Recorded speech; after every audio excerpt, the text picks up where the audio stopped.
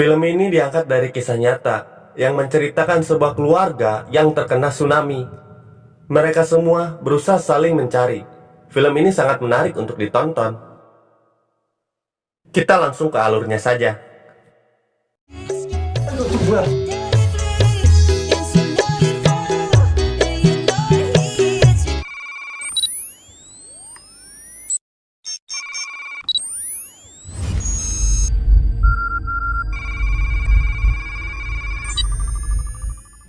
26 Desember 2004, tercatat tsunami paling mematikan menghantam pesisir Asia Tenggara.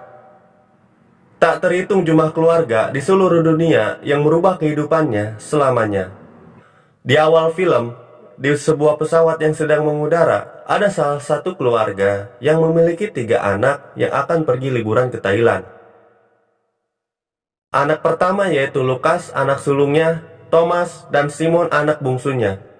Pesawat itu akhirnya mendarat di bandara Thailand, dan kemudian keluarga kecil itu sampai di sebuah hotel bersama 3 anaknya dan memandangi lautan yang sangat indah di pantai.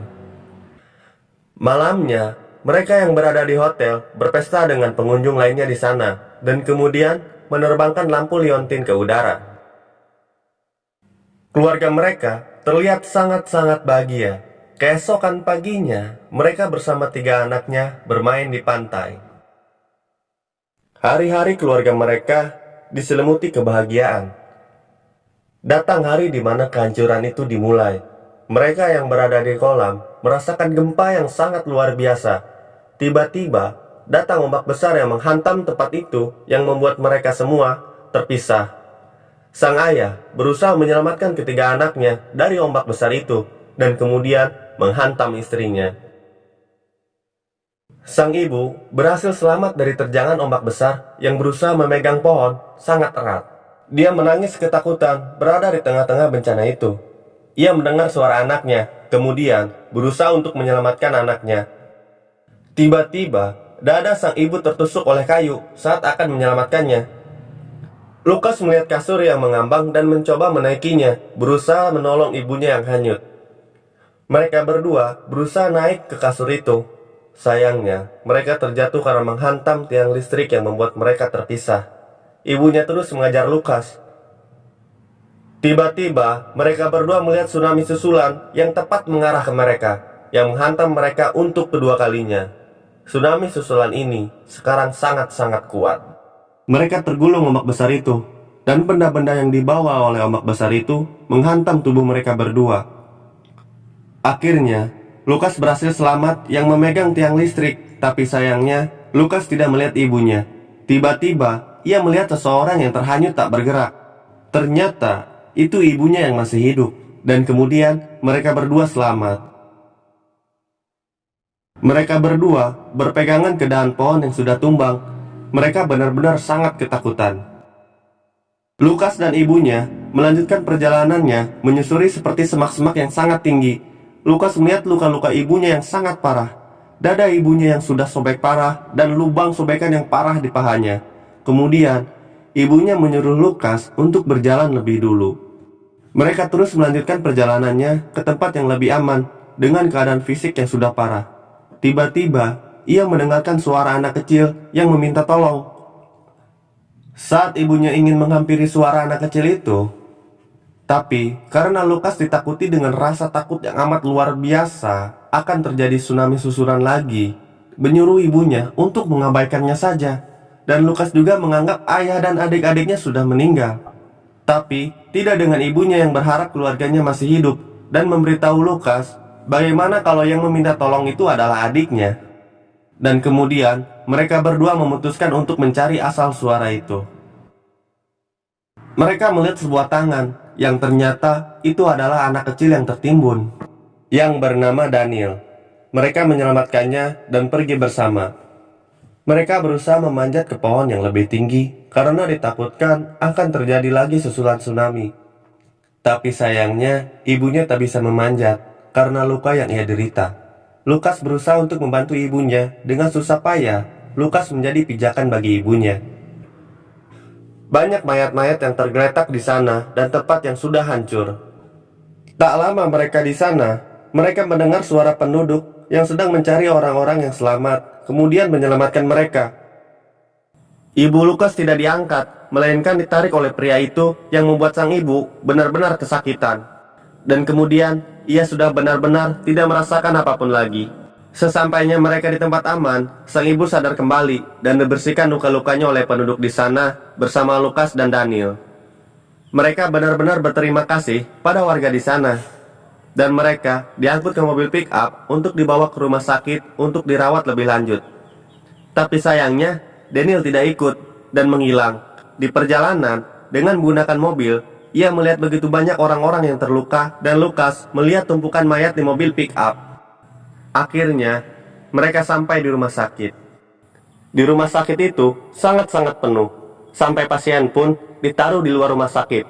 Benar-benar penuh dengan orang-orang yang terluka karena korban bencana yang sangat mengerikan. Tiba-tiba, di dalam ruangan, ibunya tiba-tiba kedinginan dan kemudian menyuruh Lukas untuk mengambil antibiotik. Tapi, karena obat-obatan di sana berbahasa Thailand, Lukas benar-benar kebingungan dan kemudian datang seorang dokter langsung merawat ibunya. Akhirnya, ia berhasil diselamatkan dan kemudian Lukas memberikan jeruk kepada ibunya. Sang ibu melihat pasien wanita di sampingnya seperti sudah mati kaku. Kemudian, ibunya berusaha untuk berbicara dengan pasien itu. Dan ibunya menyuruh Lukas memberikan sebuah jeruk kepada wanita itu. Dan wanita itu sadar kembali dan memuntahkan lumpur yang mungkin ia telan saat ia terombang-ambing. Di waktu yang bersamaan, ibunya pun muntah dan keluar lumpur yang bercampur sampah pada mulut ibunya. Ibunya menyuruh Lukas untuk membantu orang-orang di sana, membantu apa saja yang ia bisa, karena perawat di sana benar-benar kekurangan orang. Dan Lukas berusaha untuk membantu orang-orang di sana. Ia melihat begitu banyak orang yang terluka. Saat sedang berkeliling, ia didatangi oleh seorang laki-laki yang sangat panik mencari keluarganya. Lukas berusaha menenangkannya. Ternyata dia mencari Joseph dan Morten Benstrom. Ia berusaha untuk membantunya. Kemudian, laki-laki yang terluka itu memanggil Lukas dan meminta tolong untuk mencari anaknya yang bernama Peter Berry. Kemudian ia mencari nama-nama orang yang mereka cari, dan semakin banyak ia dimintai bantuannya oleh orang-orang yang kehilangan keluarganya. Lukas terus mencari orang-orang yang ditulis namanya di kertas. Lukas mencari sampai ke seluruh rumah sakit, dan kemudian berhasil menemukan seorang anak kecil yang bernama Morten Benstrom. Lukas mencari keberadaan ayahnya untuk memberitahu keberadaan anaknya dan mengantarkan ayahnya kepada anaknya. Mereka benar-benar sangat bahagia bisa bertemu kembali. Lukas menyaksikan pertemuan yang mengharukan itu. Saat ia kembali pada ibunya, ternyata ibunya sudah tidak ada. Datang seorang suster yang membantu menemukan ibunya. Lukas dan suster yang berada di sisi lain rumah sakit itu, di tempat seperti penampungan anak, ia melihat sebuah buku yang berisikan foto-foto mayat.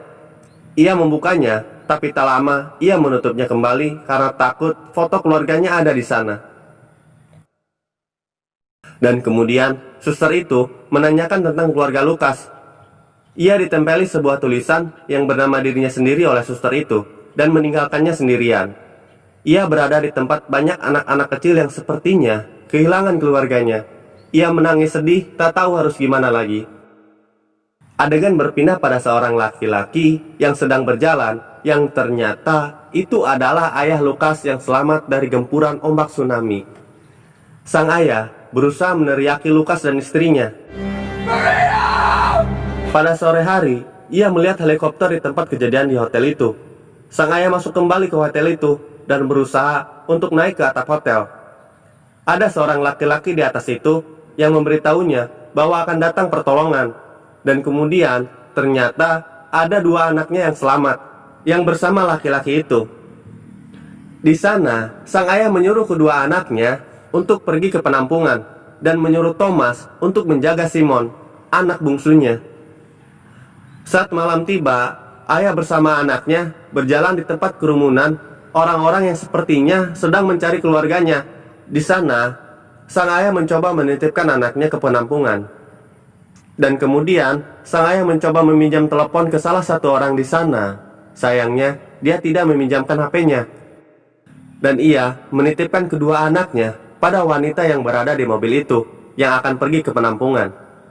Ia berusaha kembali mencari Maria, istrinya, dan Lukas di reruntuhan bekas terjangan tsunami. Di malam yang dingin, tanpa menggunakan baju, ia masih mencari keluarganya. Saat di tengah jalan, ia bertemu dengan sekelompok pencari yang menggunakan mobil. Dan mereka menyuruhnya untuk masuk ke mobil dan pergi ke sebuah tempat bersama mereka ke penampungan. Di sana, mereka saling menceritakan kejadian yang menimpa mereka masing-masing. Salah satu korban tsunami itu memberikan sebuah telepon kepada sang ayah untuk mengabari keluarganya. Dan sang ayah berusaha untuk menghubungi keluarganya dan menceritakan sambil menangis. Dan kemudian memberikan kembali ponsel itu kepadanya. Saat ia akan merencanakan pencariannya, laki-laki itu ikut bersama sang ayah sama-sama mencari keluarga yang hilang. Adegan berpindah pada Lukas yang sedang melamun di tempat itu. Dan tiba-tiba ia dipanggil oleh seorang suster yang menyuruhnya ikut bersamanya dan bertemu dengan kepala staf, dan ia memberikan sebuah benda pada Lukas. Benda itu berupa jam tangan, cincin, dan anting, dan menyuruh Lukas untuk mengenali benda-benda itu. Tapi ia tidak mengenali benda-benda itu, dan kemudian suster itu mengajak Lukas ke rumah sakit lagi. Dan akhirnya dia bertemu dengan ibunya yang sedang sekarat, yang ia kira sudah meninggal. Ia menanyakan kondisi ibunya pada suster itu. Ternyata ibunya kehilangan darah yang sangat banyak dan sudah melakukan operasi di bagian dadanya, dan tak bisa melanjutkan operasinya di bagian kakinya karena terlalu banyak kehilangan darah, dan dia harus dioperasi lagi setelah dia sembuh. Adegan berpindah pada sang ayah dan temannya yang masih mencari keluarganya. Dia mencari di tumpukan mayat-mayat yang sudah dibungkus oleh kain. Ia mencari lagi di runtuhan dan di penampungan. Hampir seluruh rumah sakit sudah mereka datangi, tapi tak kunjung mereka temukan. Saat mereka di sebuah penampungan, mereka berdua merencanakan pergi ke rumah sakit Katuk Apal. Harapan terakhir rumah sakit mereka yang berharap menemukan keluarganya. Di sana, ia melihat wanita yang waktu itu menitipkan anaknya kepadanya, dan kemudian wanita itu memberitahu sang ayah bahwa mereka telah membawanya. Ternyata Thomas dan Simon berada di dalam sebuah truk bersama anak-anak kecil lainnya yang akan menuju penampungan selanjutnya. Di rumah sakit, Lukas yang sedang menemani ibunya melihat Daniel di sana. Ia mengikuti Daniel, melihat Daniel bertemu kembali dengan ayahnya. Kabar baik itu akan diceritakan kepada ibunya. Tapi ibunya menyuruh Lukas melihat kakinya dan mengatakan kepada ibunya bahwa kakinya masih baik-baik saja. Ternyata ia berbohong pada ibunya. Sebenarnya kaki ibunya semakin parah. Dan kemudian Lukas meminta tolong kepada suster yang selalu membantunya untuk melakukan tindakan pada ibunya. Di adegan lain, sang ayah sampai di rumah sakit dan kemudian meminta sang sopir untuk menunggunya 5 menit. Temannya menitipkan sebuah catatan pada sang ayah yang bernamakan putrinya Gina dan Katie. Dan kemudian sang ayah masuk rumah sakit itu berusaha untuk terus mencari keadaan anak dan istrinya. Dan ternyata sang ayah dan keluarganya di tempat yang sama, tapi tidak saling bertemu.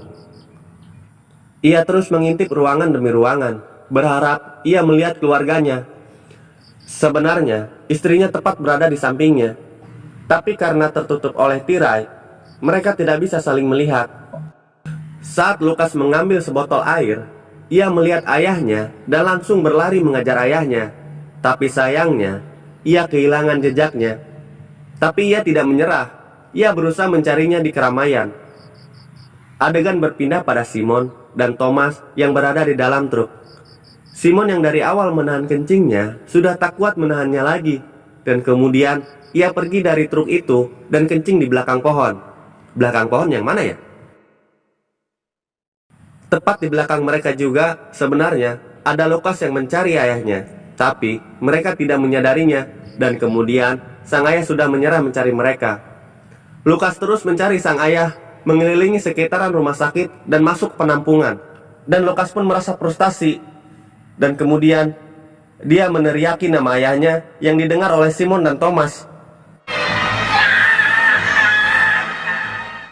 Mereka berdua menyadari bahwa itu suara kakaknya, dan mereka berdua meneriaki kakaknya. Dan kemudian mereka bertemu kembali yang disusul oleh ayahnya, yang akhirnya mereka berkumpul lagi. Lukas memberitahu mereka bahwa ibunya ada di sini. Dia menceritakan bahwa ibunya sedang sekarat dan segera harus dioperasi. Mereka semua bertemu dengan Maria, istri dan ibu dari mereka. Sang ayah berusaha untuk menyemangati istrinya yang sedang sekarat, memeluk dan mencium istrinya. Dan kemudian datang suster yang akan segera melakukan operasi pada ibu mereka. Mereka semua mengantarkannya ke tempat ruangan operasi ibunya. Mereka semua menangis dan berharap ibunya bisa kembali. Yang akhirnya mereka menunggunya dan istirahat di rumah sakit itu. Paginya mereka diberi kabar oleh sang ayah bahwa ibunya sudah baik-baik saja. Dan kemudian mereka bertemu dengan asuransi perjalanan mereka yang mengurus keluarganya. Mereka diterbangkan dengan pesawat yang akan membawanya ke Singapura. Dan kemudian ia menceritakan kembali tentang Daniel yang ia lihat. Ibunya pun sangat bangga pada Lukas dan memeluknya. Tak lupa juga Lukas merobek kertas di bajunya. Tiba-tiba ayahnya mendapatkan surat dari kursi pesawat itu yang bertuliskan, "Kami ada di pantai," dan sebuah nama yang ada di tangan sang ibu, Temet. Kisah nyata yang dibuat film ini benar-benar akan membuat kita meneteskan air mata. Perjuangan orang tua yang saling mencari anggotanya yang hilang, dan mengajarkanku, dalam sesulit apapun, kita harus mengedepankan rasa kemanusiaan kita. Dan momen yang paling sedih yang membuat saya meneteskan air mata ketika Lukas bertemu kembali dengan kedua adiknya.